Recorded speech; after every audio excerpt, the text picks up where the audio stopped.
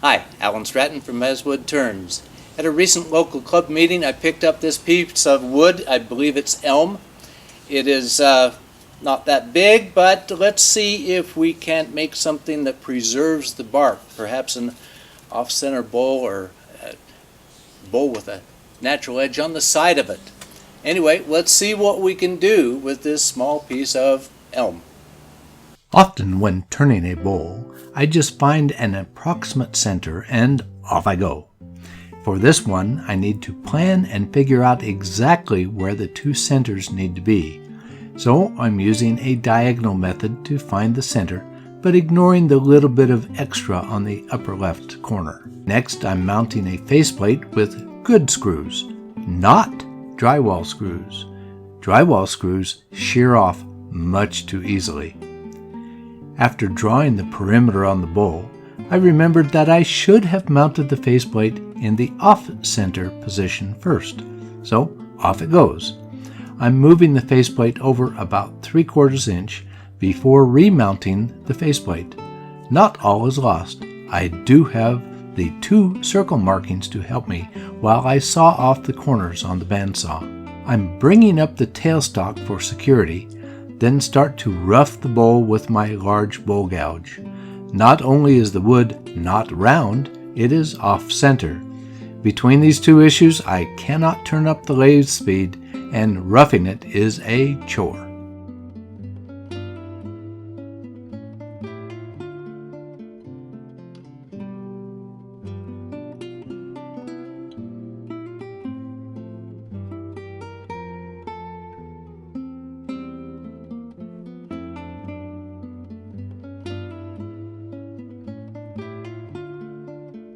With the bowl somewhat roughed out, I need to cut a mortise in the bottom for an expansion hold in my scroll chuck.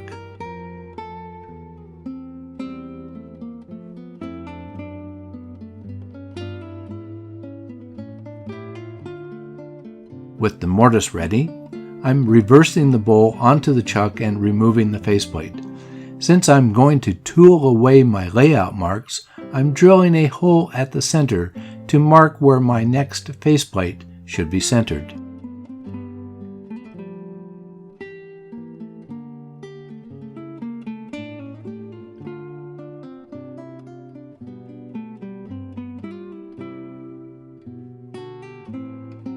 Now to focus on the rim. I'm turning down the bowl just a little bit to expose the rim. I don't want to cut away too much because the actual bowl will not be centered in the circle, so only enough for the rim. I'm going to sand the rim at this point. After sanding, I cut a couple of shallow grooves on the top of the rim. Sorry, it was off camera.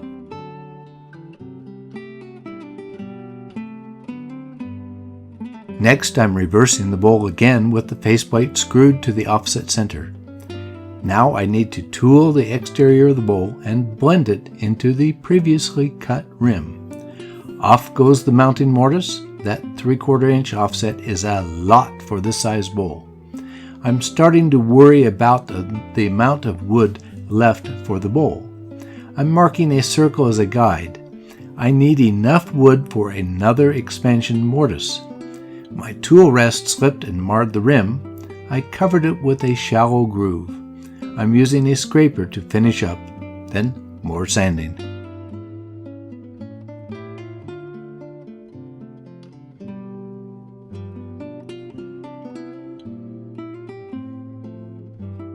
I decided to switch to my long nose jaws, so I'm marking a new, smaller mortise. This will give me more room to round out the bowl portion and blend it into the rim. This is getting dicey. Will there be enough wood to be an effective rim around the expansion hold? I'll sand the exterior now. Now I have to commit and actually cut the mortise. I'll cross my fingers whether I'm leaving enough wood. That's all for the faceplate. Off it goes, and I'm mounting the bowl to the smaller long nose jaws. then start hollowing the interior with a smaller gouge. Later, I'm switching to a round nose scraper. I need to be careful to leave enough wood at the transition from rim to bowl.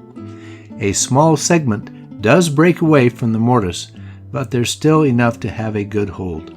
I'm ready to sand the inside at this point.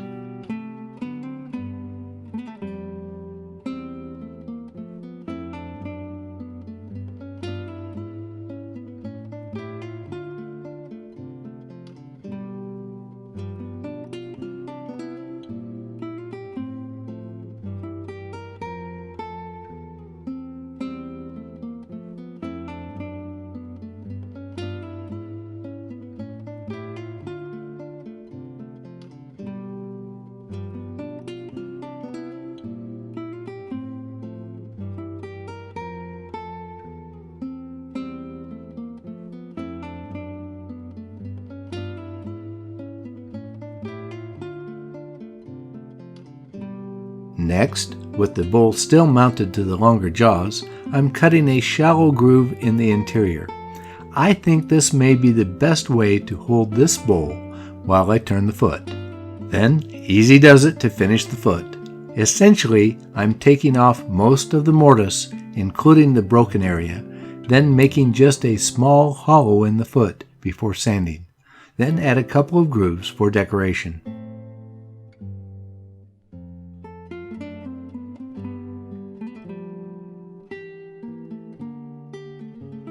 Then a short break to sign the bottom before applying walnut oil to the entire bowl. After turning the bowl, I think it is maple. It does not look like elm. It was supposed to be green, but it really is quite dry. Maybe that is why there's a zone of bad wood that goes from the inside of the bowl to the outside that is impossible to sand out and is distracting in the finished bowl. It's a nice, small, off-center bowl. A good practice round. I feel that the bowl portion is somewhat chunky due to my worry about holding it in the chuck. I wanted it to flow more. The grooves in the rim originally were continuous around the rim. However, since the two faces and/or mounts were not in parallel planes, they turned out to be half-moon shapes. Actually, they look better this way. Overall, I'm sure I can do better the next time. A larger bowl blank would be easier and not so nerve-wracking. Still, I like it. The bark edge is a nice feature. I'd consider putting the natural edge on the short edge next time. We'll see you again next week for another wood turning video. Please give this video a thumbs up, subscribe, and tell your friends. Always wear your full face shield. Goggles are simply not enough. Then keep on turning. Until next week, this is Alan Stratton from As Wood Turns.